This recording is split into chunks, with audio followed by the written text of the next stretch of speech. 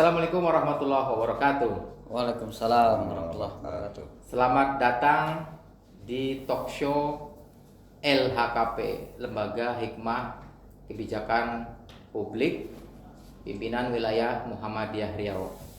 Pada hari ini, di hari Jumat yang berkah, insya Allah, saya, Fahmi, di tengah-tengah kita di studio ini telah hadir dua narasumber. Yang pertama, Ketua LHKP Pimpinan Wilayah Muhammadiyah Riau, Bapak Muhammad Husnu Abadi, MHum PhD. Selamat datang, Pak. Selamat datang. Assalamualaikum. Salam. Terima kasih atas kehadirannya. Nanti kita akan menggali lebih dalam apa itu LHKP sebagai sebuah lembaga yang ada di Pimpinan Wilayah Muhammadiyah Riau sebagai unit pembantu pimpinan. Ada dua ya di situ, hikmah berarti kaitannya bisa dengan politik kebangsaan. Lalu di situ ada kebijakan publik terkait dengan kebijakan publik. Nanti kita akan cari tahu lebih dalam apa itu, kenapa ada perlu LHKP, kenapa kita juga turut andil di dalam regulasi kebijakan. Kita Muhammadiyah ikut berperan serta memikirkan bangsa ini ke depannya. Kita nanti akan lihat. Yang kedua, kita juga kedatangan tamu ya, seorang yang bisa dikatakan kader ya, kader dari Persyarikatan Muhammadiyah, yaitu Bang Juprizal ya. Selamat datang Bang Juprizal. Ya, Bang Juprizal ini juga merupakan calon anggota Dewan Perwakilan Daerah Riau ya. Beliau juga mantan anggota DPRD Kabupaten Siak ya. Nah, kita akan coba cari tahu nanti apa kaitannya dengan LHKP dan seperti apa kader-kader persyarikatan ini yang terjun ke berbagai rumah publik ya, atau bisa dikatakan terjun ke berbagai institusi publik. Mohon maaf, itu nanti akan kita cari tahu lebih dalam. Mungkin yang pertama ke Pak Husnu Abadi. Nah, LHKP itu apa Pak? Kok Ya, perlu dibuat LHKP gitu? ya. Jadi organisasi Muhammadiyah ini semakin lama semakin besar dan bidangnya pun merambah cukup luas. Termasuk juga area perjuangannya pun bukan hanya di Jogja, bukan hanya di Indonesia, tapi juga ke sejumlah negara-negara lain. Oleh karena itu dirasa perlu adanya lembaga hikmah dan kajian publik yang merupakan unit penyokong atau unit pendukung dari pimpinan. Kajian publik maksudnya adalah bahwasanya Muhammadiyah berada di Indonesia itu menghadapi banyak regulasi, banyak kebijakan-kebijakan negara dan lain sebagainya. Ada yang selaras dengan tujuan Muhammadiyah, ada yang juga mungkin perlu diselaraskan, ataupun bagaimana aspirasi warga Muhammadiyah dalam bernegara itu bisa disalurkan. Oleh karena itu, kajian-kajian publik ini meliputi banyak kajian nantinya, apa berkenaan dengan lingkungan hidup, berkenaan dengan buruh, berkenaan dengan pertanian, berkenaan dengan tanah ulayat, adat, maupun pendidikan misalnya. Hasil dari kajian lembaga ini nanti akan disampaikan kepada pimpinan Muhammadiyah untuk ditindaklanjuti. Kajian ini bisa murni dari inisiatif lembaga atau permintaan dari lembaga-lembaga lainnya, misalnya lembaga dakwah atau lembaga pendidikan meminta kajian kita, kajian dari lembaga ini, maka disinilah letak daripada fungsi lembaga ini. Yang kedua adalah lembaga hikmahnya. Hikmah dimaksudkan sini adalah kebijakan yang berkaitan dengan politik, khusus politik. Nah, disinilah letaknya bagaimana misalnya Muhammadiyah menghadapi pemilihan umum, menghadapi pemilihan kepala daerah, menghadapi pemilihan lembaga-lembaga lainnya. Nah, di sini supaya warga Muhammadiyah yang berminat untuk jabatan-jabatan publik itu bisa memberikan sesuatu pembekalan atau support agar kader-kader Muhammadiyah itu dapat diberikan amanah dalam dalam ikut serta dalam penyelenggaraan negara. Oleh karena itulah lembaga himah ini secara maksimal akan memberikan kesempatan kepada warga Muhammadiyah yang ingin terjun pada institusi publik. Baik, berarti latar belakangnya tadi itu, dan ruang lingkupnya berarti hikmah, politik, dan kebijakan publik, begitu ya? Ya. Baik, seperti apa kiprah ya? Artinya kan kalau ada nih, kalau kita bagi dua, warga persyarikatan, yang satu anti politik, tidak mau terjun politik itu kotor, bla bla segala macam. Yang kedua ada yang sebetulnya pengen berperan juga, cuma masih takut karena misalnya lewat muktamar di ujung pandang dulu mengatakan Persyarikatan Muhammadiyah tidak terlibat politik praktis, tidak mendukung partai politik tertentu, tidak mendukung calon tertentu. Bagaimana kita menyikapinya? Sekarang perubahan terjadi ya. Muhammadiyah bukan secara pasif, tapi juga bisa lebih aktif, yaitu mendorong kader-kader Muhammadiyah yang memang berminat dalam dunia politik. Kita dorong supaya sukses. Nah, oleh karena kalau dulu menjaga jarak, sekarang ini melalui pendekatan baru, yaitu mendorong agar kader-kader itu mempunyai kemampuan, mempunyai semangat, mempunyai dorongan dari Muhammadiyah. Dengan demikian mereka tentu saja diharapkan bisa memperlancar apa yang menjadi cita-cita Muhammadiyah. Apakah dalam bidang regulasi, dalam bidang budgeter, dalam bidang lingkungan hidup, dalam semua bidang mereka bisa mencapai satu kinerja yang sesuai dengan cita-cita Muhammadiyah. Dengan demikian ini merupakan pendekatan baru atau paradigma baru dari Muhammadiyah terhadap kawan-kawan yang memang punya minat dalam dunia politik. Baik. Itu. Baik, kalau begitu ada kaitannya dengan hasil muktamar 48 di Surakarta. Ya, itulah. Karena amanat dari Ketua Umum Persyarikatan Muhammadiyah, kalau dulu Muhammadiyah ini menjaga jarak dengan politik. Nah, ada jargon baru. Ya. Muhammadiyah menjaga kedekatan dengan politik. Iya. Jadi sekarang ini banyak regulasi-regulasi yang dikatakan tidak pro kepada masyarakat banyak, ataupun katakan tidak memikirkan ataupun tidak ada implikasinya terhadap Muhammadiyah. Nah, artinya Muhammadiyah perlu terlibat di dalam perumusan-perumusan kebijakan. Caranya lewat apa? Berarti diaspora kader, gitu ya kata kuncinya ya. Iya. Ya. Artinya kader Muhammadiyah sudah banyak berada pada posisi-posisi di negara ini, ya, apakah itu di legislatif, eksekutif, atau mungkin di BUMN dan lain sebagainya. Nah, bagaimana mereka itu bisa tetap mempunyai ruh dan jiwa dan tetap memelihara cita-cita Muhammadiyah.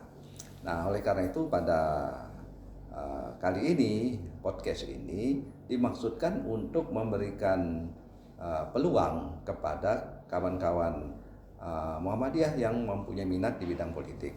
Nanti mungkin Bung Jufrizal untuk awal ini kita hadirkan dalam rangka itu. Artinya apa yang akan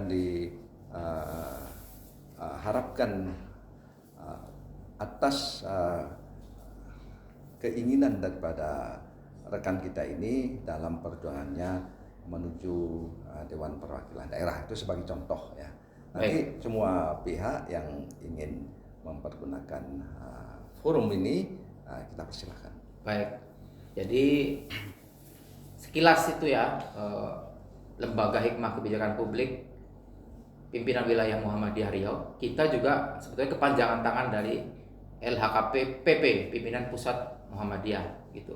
Nah, tadi sudah disampaikan kader-kader yang akan maju kita dukung, yang memang kita menganggap kader-kader ini adalah berpeluang besar untuk bisa terlibat di dalam percaturan politik baik tingkat daerah maupun tingkat nasional, dan tentunya juga nantinya akan kembali kepada Muhammadiyah dan juga memikirkan bangsa ini ke depannya lewat nanti kebijakan-kebijakan yang nanti akan dibuat. Nah, ini kita langsung kepada Bang Juprizal nih. Mungkin saya bacakan dulu profilnya ya. Lahir di Pasir Pengarayan 5 April 1980 ya. Beliau ini pernah menjadi ketua pimpinan daerah Tapak Suci. Nah, ini berarti pendekar ya, pendekar dari Siak ya. Lalu kader Muhammadiyah jelas banyak sekali riwayat organisasinya. Salah satu tadi yang saya sebutkan adalah mantan anggota DPRD Siak ya. Kita coba dengarkan apa kira-kira ya, misalnya di Riau ini ya Bang Jup ya, kan ada beberapa persoalan ya. Masalah konflik agraria, masalah kebakaran hutan, lingkungan dan lain sebagainya. Nah, bagaimana Bang Juprizal melihat ini dan apa nanti kiprahnya ketika sekarang Bang Juprizal ini kan menjadi calon ya? Calon bahkan DPD. kalau tidak salah nanti akan ada PAW nih kalau tidak salah ya. Kalau insya Allah jadi ya. Bulan 11. Nah ya, gimana tanggapan Bang Juprizal?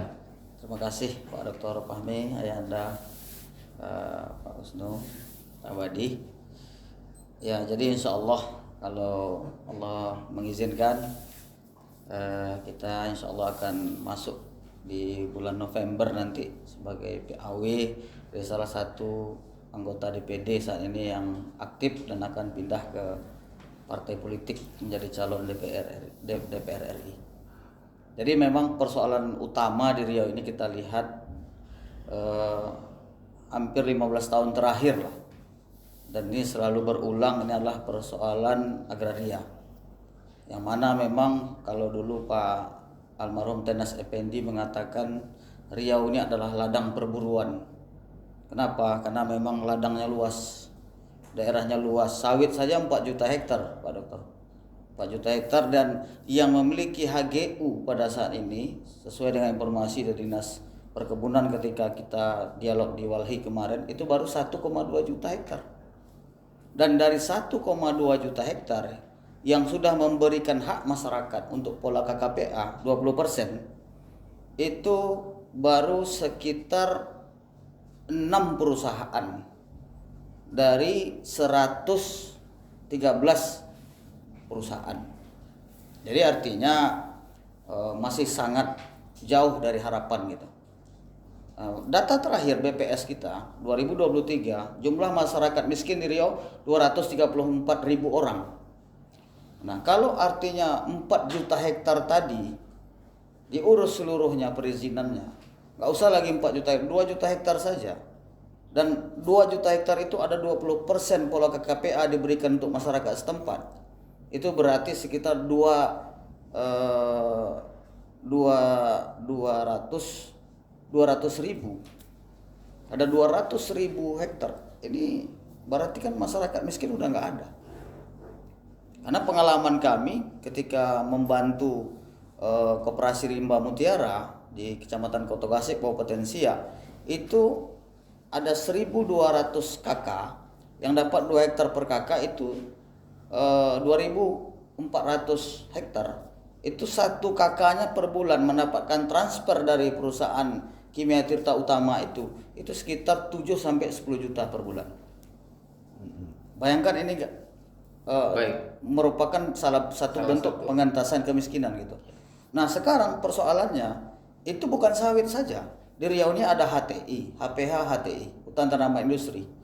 Itu sekian juta hektar juga. Belum lagi yang lain juga ada minyak dan gas. Nah, artinya selama ini persoalan-persoalan reforma agraria ini masih menjadi konflik-konflik horizontal gitu. Jadi artinya ketika ada kebakaran, ketika ada konflik baru datang penyelesaian. Iya. Nah, ini yang Baik. saya rasa menjadi Ya. salah satu visi kita ke depan, bagaimana reforma agraria di Riau ini bisa kita Iya. tuntaskan Artinya kembalinya kepada pembelaan terhadap rakyat ya. pada rakyat.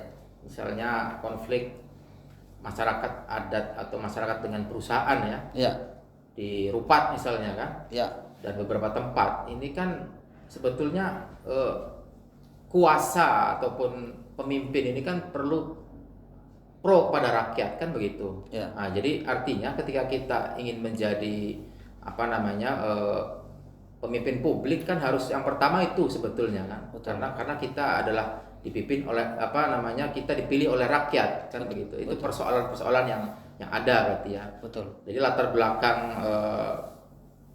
Bang Juprizal sebagai anggota DPRD Siak, lalu sekarang ingin maju menjadi calon anggota Dewan Perwakilan Daerah ya, senator gitu ya. Ya. Ini berpijak dari situ ya. Ya. Visi misi seperti itu. Lalu bagaimana dengan nanti misalkan ketika ya kita punya pemikiran seperti itu, tetapi orang lain tidak punya pemikiran seperti itu. Seperti misalnya kalau kemarin saya lihat ya, saya baca Ya. seminar yang ditaja oleh kami Kami. di Jakarta. Kebetulan pembicaranya adalah Gatot Nurmantio. Dia mengatakan Ya. pemilu sekarang ini, calon-calon pemimpin ini, calon-calon apa namanya elit nanti yang akan menguasai sumber daya publik dan kuasa gitu kan. Ya. Ini nanti akan berhutang kepada oligarki tanda kutip. Ya. Nanti dia akan menukar atau mengembalikan hutang itu dengan kebijakan. Nah, ini seperti apa tanggapan Bang Jup? Iya, di dalam Islam kita sudah sama mengetahui bahwa Rasulullah SAW bersabda, Sayyidul Qaum khadimuhum. Pemimpin kalian itu yang melayani kalian. Jadi kalau kita lihat bagaimana sejarah kita, bagaimana Ki Haji Ahmad Dahlan dulu berjuang gitu, memang untuk melayani masyarakat, melayani rakyat gitu. Nah, kalau kita lihat, kalau misalnya seorang calon DPD, DPR RI atau kepala daerah akan menggunakan uang oligarki untuk naik, kemudian setelah dia duduk nanti itu digantikan dengan kebijakan-kebijakan yang pro kepada oligarki, ini sudah salah kaprah kita. Bahwasanya politik yang hari ini kita lihat itu sarana kita untuk memayungi negara ini, melindungi negara ini. Politik itu adalah minzolah, payung bagi negara ini. Karena tanpa politik, masyarakat itu tidak bisa mengubah apapun. Oke. Justru dengan adanya pemilu itulah nanti masyarakat bisa mengubah. Nah, Oke, kata kuncinya politik, pemilu, LHKP. LHKP. Ini perlu memang LHKP. Muhammadiyah apa namanya sebagai leading sektor kalau LHKP. Ya. Leading sektor di dalam politik kebangsaan. Ya. Di dalam kita apa namanya mendiasporakan kader. Ya. Di dalam rangka tujuan-tujuan berbangsa dan bernegara ini sesuai dengan amanat Undang-Undang Dasar 45. Jadi di sini LHKP Muhammadiyah ini merupakan leading sektor. Nah, Ya. saya kira bagaimana Pak Husnu menyikapi ini? Artinya dengan calon-calon yang seperti ini kan kita perlu dukung nih. Ya. Nah, dengan diaspora kader ini bagaimana apa namanya sebaiknya LHKP ini nanti memberikan dukungan atau support, sementara kita Muhammadiyah ini kan tidak bisa memberikan hitam di atas putih begitu. Ya, jadi yang pertama, sebelum pemilu sampai hari pemungutan suara, Ya. itu kita tentu memberikan dorongan, sokongan, support dan lain sebagainya agar kawan-kawan yang maju dapat berhasil. Ya. Yang kedua, kalau sudah duduk, tentu saja bagaimana terus-menerus terjadi dialog, terjadi saling ingat mengingatkan, terjadi saling memberikan dukungan. Dukungan itu dalam bentuk apa? Tentu dalam bentuk pikiran-pikiran, gagasan maupun konsep-konsep yang lebih bagus Ya. daripada yang ada sekarang ini. Oleh karena itu, Bung Jufri misalnya, Jufrizal di DPD. DPD itu kita harus paham juga bahwa kewenangannya itu apa saja, ya. Beda dengan DPR kan begitu. Oleh karena itu apa yang bisa dilakukan? Semuanya fungsi-fungsi publik itu pasti ada kepentingannya, dan itu tetap bisa dimaksimalkan peranan itu, ya. Nah, nanti kawan-kawan yang ada di DPRD kabupaten, di DPR pusat dan lain sebagainya, kalau sudah sampai duduk di sana, disitulah kita bisa menjalin kekuatan, ya. Ibaratnya semacam fraksi bayangan, ya. Fraksi bayangan dari Muhammadiyah. Apa yang bisa dilakukan? Memang banyak partai, ya. Banyak partai nantinya, Muhammadiyah dari A, B, C, D. Tetapi kalau soal pilkada mungkin mereka tak bisa sepakat. Tapi kalau soal hal pendidikan, kemiskinan dan sebagainya pasti bisa sepakat. Disitulah kita bersama-sama membangun kebersamaan, karena sama-sama dari Muhammadiyah. Paling tidak ada platform kebersamaan yang bisa kita menjadikan kita bersatu. Oke. Nah, begitu. Oke, Pak Bang Jufrizal ini kader Muhammadiyah. Ya. Artinya kita sudah tahu lah ya, sama-sama Muhammadiyah, kader Muhammadiyah. Tapi apa yang membedakan Bang Jup dari calon lain, misalnya gitu? Ya. Lalu mengapa masyarakat Riau harus memilih Anda? Itu kan perlu tahu. Ya. Bagaimana Bang Jufrizal? Iya, karena kita udah setahun yang lalu, Pak Dokter, sudah keliling Riau. Bahkan 2019 kita sudah maju juga, dan alhamdulillah mendapatkan suara 151.000 lebih. Jadi artinya ke 12 kabupaten kota ini saya sudah masuk sampai ke Kedabur Rapat sana, di Meranti sana, di pulau terluar. Artinya kita tahu betul ada daerah di Indonesia ini, di provinsi terkaya di Indonesia ini, di Riau ini, daerah yang nggak ada aspalnya gitu. Ya. Itu namanya Kedabur Rapat, hanya jalan setapak gitu. Itu kecamatan. Bahkan kantor camatnya aja udah mau roboh gitu loh. Jadi artinya ini terjadi di daerah kita. Padahal negeri ini negeri yang kaya. Jadi artinya apa? Sebuah perjuangan yang lahir dari sebuah penderitaan. Yang saya memang mengalaminya karena saya hidup sebagai anak yatim. Kelas 6 SD bapak saya sudah meninggal dunia. Saya sudah pindah ke Bangkinang. Saya di sana belajar tapak suci di saat saya MTS di Bangkinang bersama dengan ayahanda-ayahanda di sana. Saya dididik menjadi kader Muhammadiyah, paham betul bagaimana memperjuangkan ini gitu. Makanya ketika di Siak ada 13 rancangan undang-undang peraturan daerah sampai menjadi perda, itu merupakan hak inisiatif dewan. Saya rasa sepanjang periodisasi DPRD Kabupaten Siak baru kali itulah paling banyak hak inisiatif perda yang kita buat. Di antaranya ada perda zakat yang dibangga-banggakan oleh Ustaz Abdul Somad pada saat itu. Ada perda raskin untuk masyarakat miskin. Ada perda memakai pakaian yang islami mulai dari PAUD sampai kepada perguruan tinggi gitu. Ada 13 perda berada. Jadi artinya ketika kita sudah mengetahui betul persoalan itu, bahkan kita mengalaminya, maka di dalam otak kita, yang paling dalam limbik otak kita itu tidak akan bisa terhapus memori itu. Jadi itu yang akan membuat kita itu memang serius untuk berjuang gitu. Karena Rasulullah SAW mengatakan, kullukum ra'in wa kullukum mas'ulun an ra'iyati. Setiap kalian adalah pemimpin, dan setiap pemimpin itu akan mempertanggungjawabkan rakyatnya. Apa yang dipimpinnya, rakyatnya itu. Baik. Luar biasa. Pemirsa nanti bisa menilai ya seperti apa kualitas dari calon-calon pemimpin kita. Ya, ini kita hadirkan Bang Jufrizal ini yang sudah punya kiprah di daerahnya. Kita tunggu juga kiprahnya bagi tentunya Muhammadiyah dan tentunya bagi masyarakat banyak. Kata kuncinya adalah keberpihakan kepada rakyat, keadilan sosial. Nah, sebelum kita tutup, ini kita talk show singkat ya. Jadi kita pesan-pesan dari bapak-bapak sekalian, dari Prof. Husnu Abadi, dari Bang Jup, pesan-pesan sebelum kita menutup talk show kita pada hari ini. Silakan Prof. Husnu.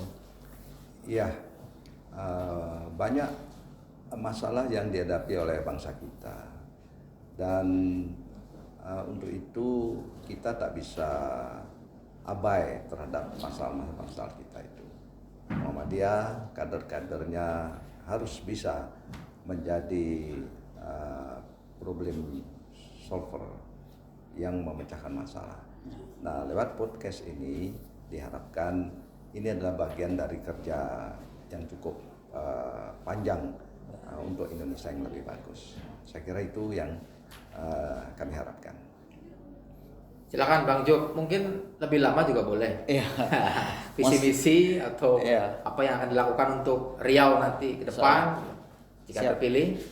Masyarakat Riau yang kami cintai, insya Allah tujuan kita maju menjadi calon anggota Dewan Perwakilan Daerah ini tidak lain dan tidak bukan bagaimana agar Riau yang kaya ini memberikan dampak bagi masyarakatnya.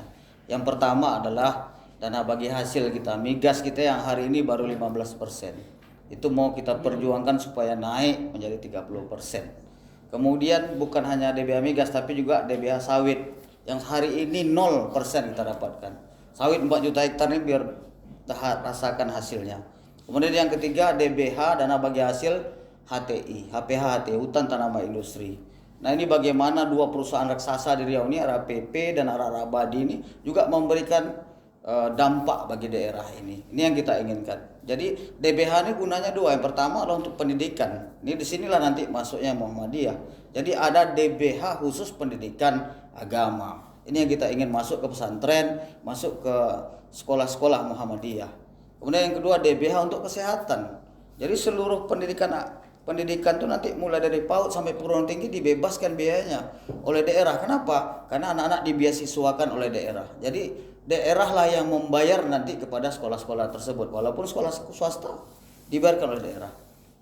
Kesehatan juga, mulai dari pustu yang paling jauh di pedalaman-pedalaman sampai kepada puskesmas, sampai rumah sakit bahkan swasta dibayar oleh daerah dalam bentuk jaminan kesehatan daerah. Ini yang pada hari ini terjadi di Papua. Jadi ini yang mau kita perjuangkan di Riau. Itu yang pertama. Yang kedua adalah pemekaran. Kita ingin Riau ini dimekarkan kabupaten kotanya. Ini masyarakat sudah jauh sekarang. Jadi masyarakat yang berada di desa itu daerahnya dengan ibu kota kabupaten itu semakin jauh. Ya, kemudian masyarakatnya semakin padat. Jadi untuk memperpendek jarak maka kita mekarkanlah kabupaten kota ini. Ya, ini yang kita mau perjuangkan. Kemudian yang ketiga tentu kita ingin menyelesaikan konflik-konflik agraria, maka kami nanti sebagai anggota DPD RI itu menjadi salah satu advokat juga yang akan mengadvokasi masyarakat kita. Kita akan temui nanti kelompok-kelompok masyarakat, kita akan panggil nanti perusahaan-perusahaan melalui Apindo, kita akan panggil nanti LSM-LSM yang pada hari ini sudah mengadvokasi masyarakat supaya kita bersama-sama menyelesaikan persoalan-persoalan konflik-konflik agraria yang ada di Riau ini.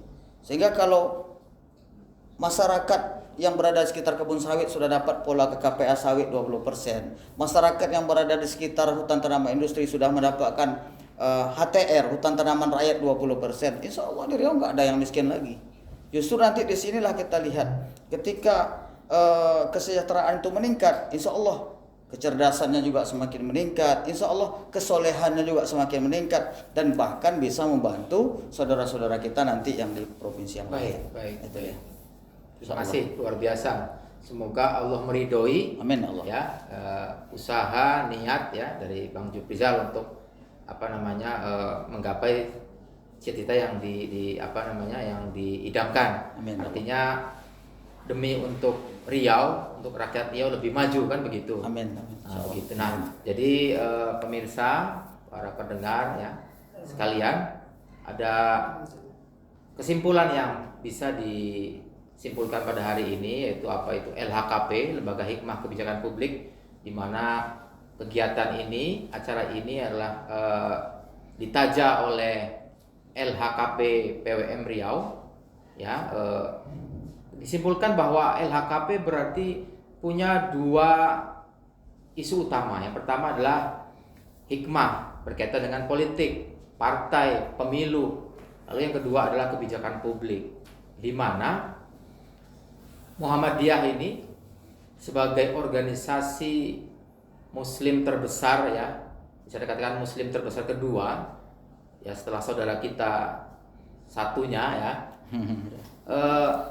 perlu kita juga berkiprah di dalam politik kebangsaan, karena nanti akan berkaitan dengan kegiatan-kegiatan ataupun usaha-usaha, amal usaha yang kita miliki.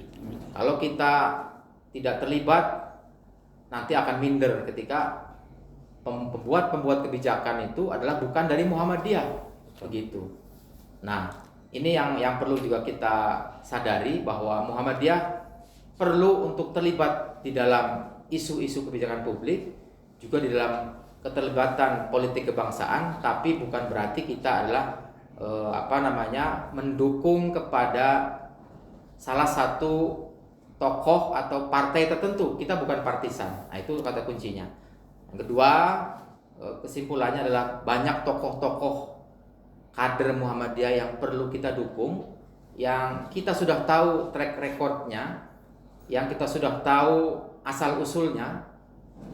Kita perlu dukung, kita perlu dorong, ya, karena tentu nanti ketika membela Muhammadiyah pasti juga membela masyarakat. Nggak mungkin Muhammadiyah itu inklusif, karena Muhammadiyah bukan eksklusif tapi inklusif. Ya. Muhammadiyah adalah melingkupi semua golongan masyarakat. Jadi terima kasih pada Sama-sama. para narasumber, Prof. Husnu Abadi, Bang Juprizal atas waktunya. Kita nanti akan ketemu lagi dalam episode selanjutnya. Insyaallah. Ya, kurang lebihnya dari saya mohon maaf. Kita jumpa lagi dalam talk show LHKP PWM Riau. Sampai jumpa. Assalamualaikum warahmatullahi wabarakatuh. Waalaikumsalam warahmatullahi wabarakatuh.